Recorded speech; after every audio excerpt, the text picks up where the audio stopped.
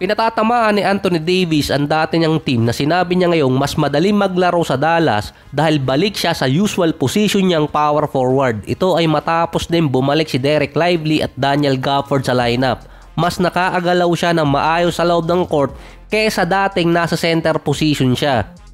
Hindi siya gaanong pagod sa defense lalo na sa pick and roll after din niya ng 34 points, 15 rebounds at 5 blocks performance ni AD versus Atlanta Hawks.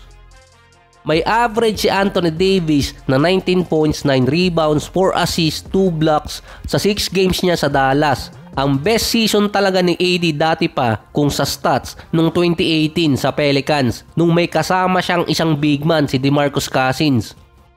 Ito kasi yung matagal nang hinahanap na setup ni Anthony Davis kaya dati pa siya naghahanap din ng isang sentro. Nagkaroon na rin siya dati ng setup sa LA na may kasamang big man ng 2020 na impressive season din naman kay Anthony Davis nun. Ang isa pa sa naging assistant coach noon ng Lakers ay si Jason Kidd na head coach ngayon ng Dallas kaya familiar din siya kung paano talaga palaruin si Anthony Davis bilang power forward. Steady ngayon sa number 9 ng Dallas. Nung bumalik si Anthony Davis, may chance pang makasecure ng play-ins or kung makaka-upset, playoffs. Kaso wala silang kasamang Kyrie dahil sa injury at hindi na siya makakabalik ngayong season. Pero dahil sa dalawang super layup ni Westbrook, nabago ang playoffs at play-in seeding sa ngayon.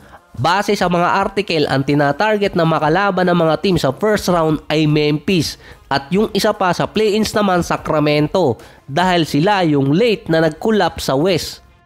Ang Memphis, since March 1, 6-12 record. Majority pa ng talo nila late game. Nasa last 5 minutes ng 4th quarter or kaya nasa last 1 minute.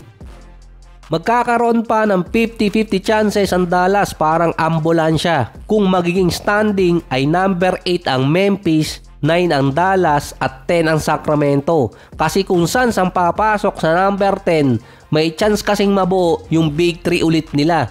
Mas malaki pa yung chance nila kontra sa Dallas. Yung Sacramento kasi nagkukulaps din yung team nila. Ang Kings merong 6-12 record since March 1 din. Yung ibang mga player pa nila hindi din malaman kung bakit pa rin natatalo yung Sacramento. 3 na yung all-star nila.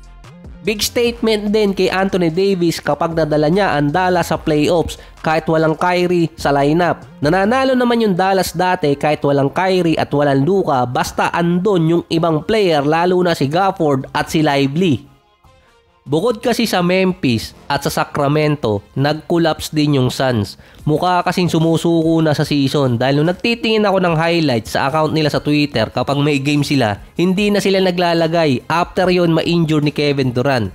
Kapag binigyan pa ng chance ang Suns na makapasok ng play-ins, baka doon pa sila makadisgrasya ng team. Si Kevin Durant expected babalik ayon yan sa report nung nakaraan. Pwedeng magbago yon dahil base kay Sham, si Matt Ishbia na may-ari ng Suns ay gumagawa na ng move kina Bill at KD.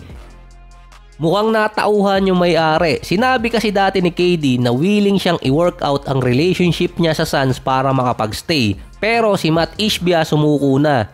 Alam niyang hindi siya makakapag-build ng contender na lineup at nagre-ready na si Matt Ishbia sa potential trade kay Kevin Durant sa offseason. 5 teams na agad ang interesadong kumuha kay KD base yan sa report ni Sham. Para ma-trade si KD sa mas malaking kapalit na package, kailangang healthy siya sa offseason at makakalaro next season. Malaki na yung kontrata niya, magiging double whammy pa kung sasamahan nyo ng malaking package tapos injured.